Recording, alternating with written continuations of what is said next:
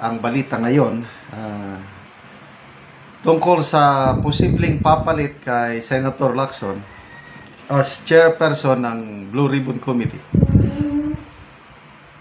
Title, sana all posibleng next Blue Ribbon Chair.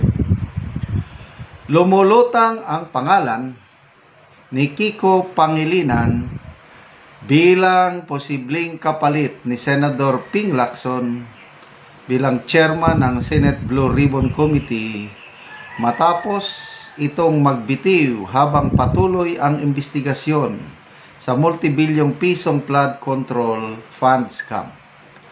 Ayon sa isang source na nakausap umano ng Politico.com, ito magaling na news outlet ang Politico. Marami silang nasasagap na balita na hindi pa lumalabas, alam na nila. Saludo ako sa Politico. Okay. Ayon sa isang source ng Politico, isinasagawa ang pribadong pag-uusap ng ilang senador sa posibleng kapalit ni Lacson.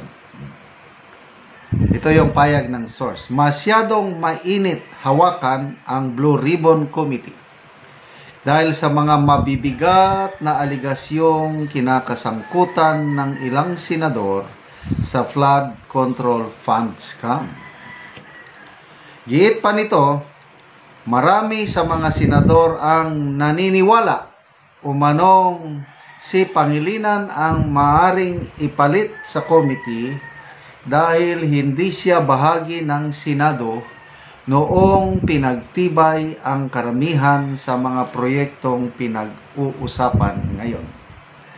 Matatandang inanunsyo ni Lacson itong October 5 kahapon na siya ay magbitiw bilang Blue Ribbon Chair matapos ipahayag ng ilang kasamahan ang pagkadismaya sa paraan ng kanyang pamumuno sa flood control investigation. Okay, so ano ang masasabi nyo, kaibigan? Payag ba kayo? Ano sa tingin nyo? Objective ba? Kaya ba ni Kiko Pangilinan na pangunahan ang Blue Ribbon Committee? Kung ako ang inyong tatanungin, hindi siya ayoko. Bakit? Ang rason ko is anti-Duterte siya. True and true. Kaya baka mamaya kung siyang ipo-focus na lang kung paano madiin ang mga Duterte. Kaya yun ang rason kung bakit ayaw ko sa kanya. I don't know sa inyo kung tapos walang nung una grabe mga anti-Marcos yan. Anong sabi niya nung pinalibing ni Tatay Digong si Marcos Sr. sa libingan ng mga bayan? Ipapahukay namin yan! Di pwede, diktador yan! Kung ano-ano ang sinasabi nilang masasamang salita against si Marcos is noon. Ngayon, wala na, kakampi na. Kaya nga, Unipink nang tawag sa kanila eh. So, opinion ko lang yon. Hindi siya magiging patas na chairman ng So, sino ang naisip ko kung ako ang tatanungin? Opinion ko lang ito. Dapat sa majority, hindi pwede galing sa minority. Ang pwede dyan, para sa akin, si Senator Juan Miguel Zubiri. Bakit gusto ko si Senator Zubiri? Napatunayan na ni Senator Zubiri ang kanyang independence. Hindi siya nadidiktahan kahit sino. Tignan nyo, noong 19th Congress, gusto ng powers that be na apurahin, ipasa ang tawag yun, joint resolution ba yun? Para tuloy ang People's Initiative, tuloy ang charter change. Wala, hindi siya sumunod. So, ano sabi niya? Nasibak ako bilang Senate President dahil hindi ko sinunod ang mga powers that be. Yun. Ay, natanggal siya at pinalit si Senator Escudero. Ang laking pagkakamali nila dahil Ganon din si Senator Escudero, hindi rin nila kayang hawakan ang kanyang liig. May independence. So, saludo ako sa dalawang yan. Zubiri and Escudero. Hindi sila rubber stamp. Okay? So, Zubiri. Sino pa? Kung hindi si Zubiri, siguro, pwede na rin si Senator Loren Legarda. Tahimik lang yan. Or, dating nung 19th Congress, ang pinakauna na chairman ng Blue Ribbon Committee, si Senator Pia Cayetano. Pwede rin yan, Senator Pia Cayetano. Yung pala. Later on, parang nag-give siya, kaya hinawakan ni Senator Tolentino ang Blue Ribbon. So, dalawa. Yan na lang aking kwan. Zubiri or Pia Cayetano. It's either of the two. Kung di pa rin, edi doon ako kay Senator Legarda. Basta, to me, Pangilinan will not make good as Blue Ribbon Committee Chairman. Magbasa lang ko sa mga comments. Elson Ogario, pangalan pa lang ni Kiko, wala ka ring maasahan yan. O, tingnan nyo. Junior Galamgam, paktay tayo dyan. Lalo, walang mangyayari dyan. P.A. Oxales, no to Pangilinan, but instead Marcoleta. Hindi nga pwede si Senator Marcoleta dahil nasa minority siya. Kailangan palitan nila ang Senate President. So, abangan natin mamaya kung biglang mapalitan. But kung hindi mapalitan, si Soto pa rin, ang Senate President, dapat ang papalit kay Lacson, yung nandun pa rin sa majority. Ano pa? Aina, Suhaili, diyan oobra kay Marcoleta. Yes, lalo silang kung hindi nga kinaya ni Lacson ang panggugulo, quote and quote, kasusutil o kaano ni Marcoleta, wala rin itong si RJ Muñares. Nako, si best actor pa talaga. Tahimik naman dirigma. Okay lang yan. Gigisahin lang din yan ni Senator Marcoleta at Senator Alan. So, tingnan natin, abangan ang mangyari sa Senado sa araw nito. Ang binubunyag dito, yung mas malalim na dahilan kung bakit biglang nag-resign si Senator Ping Lacson as chairman ng Blue Ribbon Committee. Unahin natin ito kay Attorney Wilfredo Garrido. Sabi niya, don't quit, Ping Lacson. Bullied by Marcoleta, Ping Lacson says he will resign tomorrow. Actually, nag-resign na siya. Yung formality na lang pala. He will resign tomorrow as chair of the Blue Ribbon Committee. Why can't he stand up to this man? Has he gone mellow? Lumambot eh. He has stood up to bigger adversaries before, JMA and First Gentleman, who moved heaven and earth to put him in jail. He even stabbed Erap in the back. Yung people power to. Tumalikod siya kay Erap. Why can't he even put this Marcoleta in his place?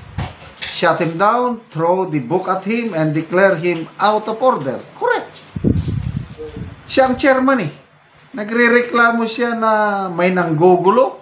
Ay, pag ako ang chairman, out of order. Stop it. Ganon lang. Hindi man niya kayang gawin kay Marcoleta. Hail him to the Ethics Committee for repeatedly disrupting the proceedings and lawyering for the Discayas. We were rooting for him and did not expect him to surrender so easily, leaving his partner Soto in the lurch. Okay. Resigning will most likely break up the majority just days, ousting Cheese and pave the way for the return of the Duterte group with Alan Peter Cayetano as Senate President. Baka sa Lunes, iba ng Senate President. What a disaster. We expected more from Lacson. He should think long and hard about it overnight, get some balls, and kick ass. Okay. So, nasasayangan si Attorney Garrido, Wilfredo. Ako, paborito kong lawyer ito. Kahit sino, binabatikos niya. Maka Duterte man, Marcos man, kung mali, talagang sinasabi niya. Very objective ang mga analysis ni Attorney Wilfredo Garrido. Ito,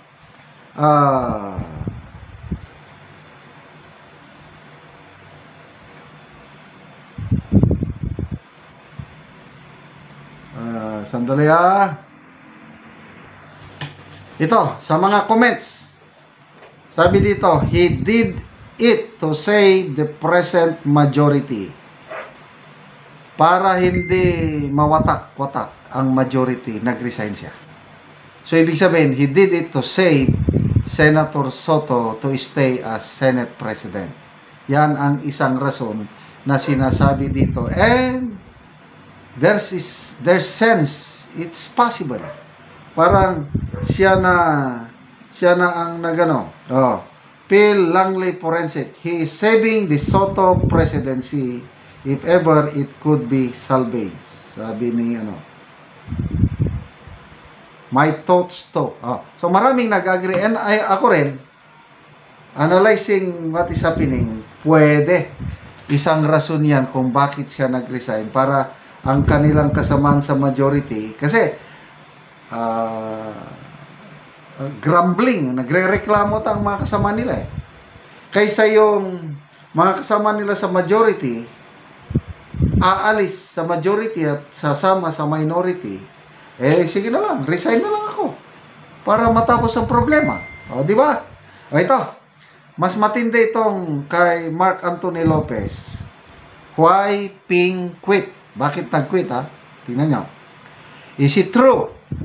Nagtatanong lang naman kasi medyo malalim itong kanyang pahayag. Is it true? The real reason why Senator Ping Lacson resigned as Blue Ribbon Chair is because he is being pressured by Malacanang to stop the hearings on flood control anomalies. So Malacanang ang may kamay. Last week, he ordered the invitation to Martin Romualdez and Saldico to appear in the Blue Ribbon hearing. When Romualdez got hold of the info, he pleaded with PBBM to ask Ping to rescind the invitation because he will not be able to stand that kind of scrutiny and public indignity. And so Malacanang asked Ping to suspend the hearings, which he did. Okay? But he also made sure to quit to deflect the expected rage against the suspension of the hearings. Posible? Ano sa tingin nyo? May posibilidad din. Anyway, these are questions. Mga analysis ba ito ni Mark Anthony Lopez or opinion niya? Walang basihan. Haka-haka lang. Kasi nakakapagtakay. Ang ganda ng simula yung pag-handle ni Senator Ping sa Blue Ribbon Committee hearing, okay siya. Kahit yung iba, ayaw kay Senator Ping. Nung pinalitan niya si Senator Marcoleta, maraming umaayaw. Ako, okay lang ako. Kasi anti-corruption procedure siya, true and true. Ang ganda. Bigla na lang nagbago nung pumutok yung si Master Sergeant Orly Gutesa. Everything changed. Nakakapagtaka. Hanggang ito na sinuspend niya na. Ano sa tingin nyo? May kamay ba ang Malacanang? Si Romualdez ba nagpatulong sa palasyo para hindi tuloy? Kasi ang last announcement ni Senator Ping na natuwa ko, iimbitahan na nila si Romualdez, iimbitahan na nila si Saldico. Sabi ko, ito na. Totoo na ito. Hanggang nagsalita si Senator Aimee, sabi niya, wala na. tiklop ng Blue Ribbon Committee hearing. Dahil ayaw nilang lumampas pa ang accountability, hanggang saldi ko lang ang gusto nila. Kaya wala nang hearing para hindi madamay yung iba.